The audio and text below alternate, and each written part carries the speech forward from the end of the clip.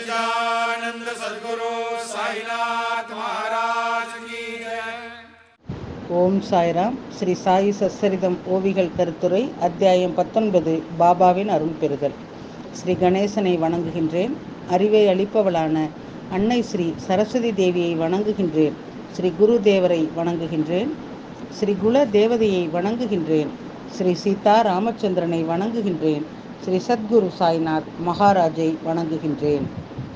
இந்த நாமஸ்மரணத்தை மகான்களும் முனிவர்களும் எவ்வளவு விவரித்திருக்கின்றார்கள்? இதை பற்றி நான் என்ன சொல்ல முடியும்? அறிவில்லாதவனாகிய நான் எப்படி அதன் பெருமையை விவரிக்க முடியும்? நாமத்தை தியானம் செய்வதன் மூலம் ஒருவன் தன் சுயத்தை அடைவான். ராமநாமம் சொல்வது இறைவனை அடைவதற்கான முக்கிய வழி. ராம் என்ற வார்த்தையின் தலைகீழ் உச்சரித்த கொள்ளைக்காரன் வால்யாஃபில் வால்முகி முனிவரானார். அவர் வாக் சித்தியை அடைந்தார். ராம அவதாரத்திற்கு முன்பே அவர் இராமாயணத்தை இயற்றினார். அவர் சொன்ன வார்த்தைகள் உண்மை என்று நிரூபிக்கப்பட்டது. இப்படி ஒரு தலைகீழ் வரிசையில் மரா என்று உச்சரித்த பிறகும் அவரது ராம காணக்கூடிய ராமர் உள்ளத்திலே தோன்றியது. அதாவது ராமரின் பெயர் நினைவுக்கு வந்தது. ராமாயணம் ராமர் பிறப்பதற்கு முன்பே தன் கைகளில் ஏற்றப்பட்டது. குறிப்பு: வழியில் மக்களை தடுத்து அவர்களை கொன்று கொள்ளையடித்த வால்யாஃபீலுக்கு மராமரா என்ற மந்திரத்தை மகரிஷி நாரதர் அளித்திருந்தார். வால்மீகி முனிவர் இராமாயணத்தை இயற்றிய சுமார் 10,000 ஆண்டுகளுக்கு பிறகு இராமாயணம் உள்ளது போலவே நடந்தது. ராமரின் பெயரால் தியானிப்பதால் பாவிகளும் வீழ்ச்சியடைந்தவர்களும் கூட தூய்மையடைகின்றார்கள். ராமர் என்ற நாமத்தின் பலன் மிகவும் சிறந்தது மற்றும் மகத்தானது. ராமர் நாமத்திலே தொடர் பஜனை மற்றும் நாமம் பாராயணம் செய்யப்படுகின்றது. ராமர் என்ற பெயரால் பிரம்ம ஞானம் அடையப்படுகின்றது.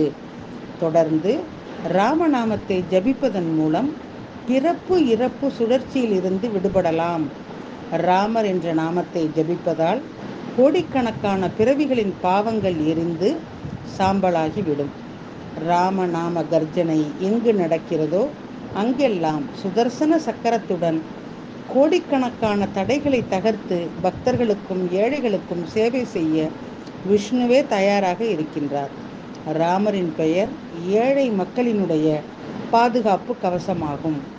சாயி பகவானுக்கு உபதேச அமிர்தத்தை வழங்க சிறப்பு இடமோ நேரமோ தேவையில்லை.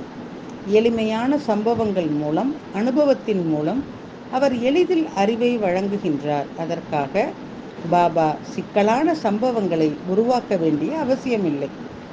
இந்த கருப்பொருளை தொடர்ந்து சாயியினுடைய உணர்ச்சி மிக்க அனுபவத்தை கேட்போம்.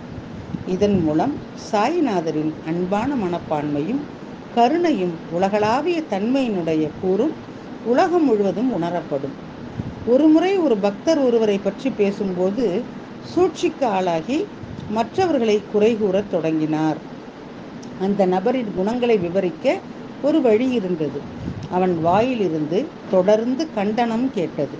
மற்ற மங்களகரமான விஷயங்கள் அடித்து செல்லப்பட்டன.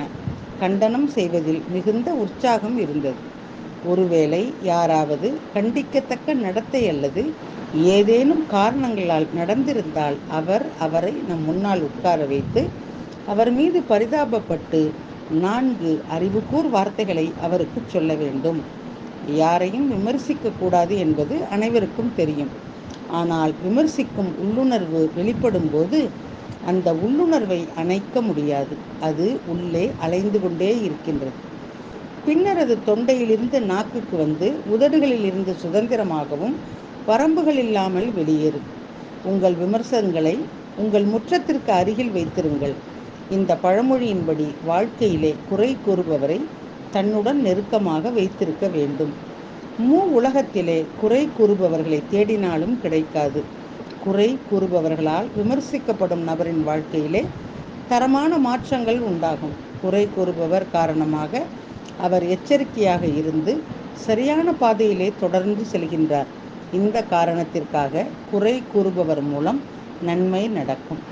உடல் அல்லது ஆடையின் அழுக்குகளை அகற்ற மக்கள் சோப்பு போன்ற பல வழிகளை பயன்படுத்துகின்றனர். ஆனால் குறை கூறுபவர் தனது நாக்கால் மட்டுமே அசுத்தத்தை அழிக்கின்றார். தன் மனம் சீரழிந்தாலும் அறத்திற்காக மட்டுமே பிறரை குறை கூறும் விமர்சகர் நிச்சயமாக போற்றத்தக்கவர். மற்றவர்களுக்கு நல்லது செய்யும் மனப்பான்மை பாராட்டிற்கு உரியது.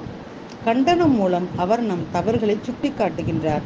நம்மை தொடர்ந்து விழிப்புடன் வைத்திருக்கும் எதிர்கால ஆபத்துகளை மற்றவர்களுக்கு உணர்த்துகின்றார். அவருடைய ஆசீர்வாதங்களை எவ்வளவு விவரிக்க முடியும்? முனிவர்களும் துறவிகளும் மற்றவர்களுடன் ஒப்பிடும்போது குறை கூறுபவரின் முக்கியத்துவத்தையும் அதன் மகத்துவத்தையும் விரிவாக விவரித்துள்ளனர். இவ்வளவு பெரிய விமர்சகரான விருத்தாவிற்கு நான் தலை வணங்குகின்றேன். அந்த விமர்சகரின் விமர்சனத்தின் தீவிரத்தால் அலுத்து போய் கேட்பவர்களும் மிகவும் வெறுப்படைய ஆரம்பித்தனர். அதன் பிறகு நிந்தனை செய்பவர் மலம் கழிக்க வெளியே சென்றார். பார்வையாளர்கள் பாபாவை காலை தரிசனம் செய்ய மஸ்ஜித் மாயியை நோக்கி சென்றனர். அனைவரின் உள்ளத்தையும் பற்றி அறிந்தவர், அனைவரின் உள்ளத்திலும் வசிக்கும் சர்வ அந்தர்யாமி பாபா அந்த வெறுப்பாளர்களின் சூழ்ச்சிகளை உள்ளுணர்வாக அறிந்திருந்தார். அவர் சொன்னபடி பாபா எப்படி பொருத்தமான சம்பவத்தை இங்கே நடக்க வைத்தார் என்ற கதையை கேளுங்கள். ஸ்ரீ ஹரிஹரார்ப்பணமஸ்து. சுபம் பவது.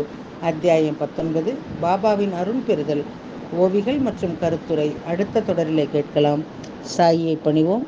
சாந்தி நிலவட்டும். ஓம் சாய்ராம். श्री सच्चिदानंद सद्गुरु साईनाथ महाराज की जय।